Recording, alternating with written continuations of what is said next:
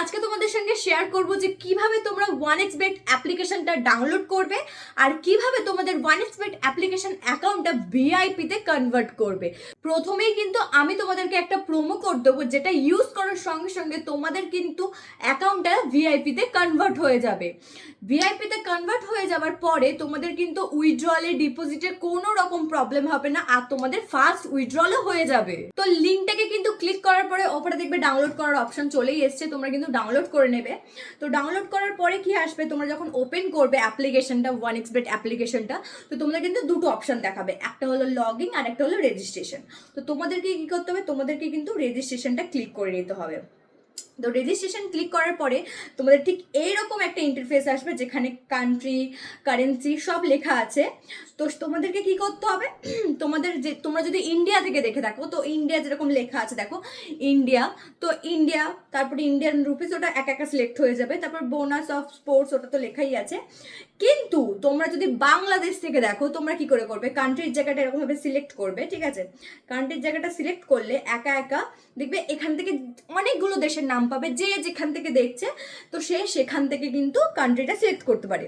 যেরকম ধরো বাংলাদেশি লিখলে আমি বাংলাদেশি লিখছি এখানটায়, তো দেখো বাংলাদেশি লিখলে একা একা বাংলাদেশি টাকাটা বলে শো হয়ে যাচ্ছে। তো প্রোমো কোডের জায়গায়, প্রোমো কোডে তোমরা কি করবে, প্রোমো কোডে লিখবে হলো BW বোনাস, ঠিক আছে, BWBONUS, এটা লিখে দিলাম। এইটা তোমাদেরকে লিখতে হবে সবই বড় হাতের।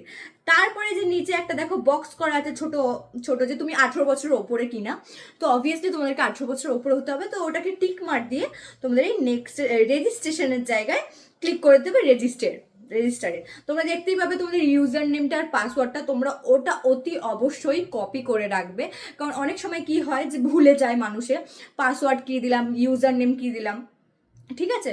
তো তোমরা কি করবে, কপি করে নেবে আগে বা কোথাও শেয়ার করে দেবে, তারপরে ওটা নেক্সটে ক্লিক করবে, তার আগে করবে না, বা স্ক্রিনশট মেরে রাখবে, ওইগুলো করে রাখবে। তো তারপরে কি করতে হবে, তোমাদেরকে নেক্সটে ক্লিক করলে এরকম একটা ওপেন হয়ে যাবে, পুরো একদম অ্যাপটা ওপেন হয়ে যাবে। তারপরে মেনুতে গিয়ে তোমাদেরকে ডিপোজিটে ক্লিক করতে হবে, দেখবে প্লাস আইকনে একটা ডিপোজিট আছে, ওখানে দেখবে ঠিক এতগুলো একটা ব্যাংক অ্যাকাউন্টের আসবে, ঠিক আছে, বিকাশ, নগদ, অনেক কিছুই আছে।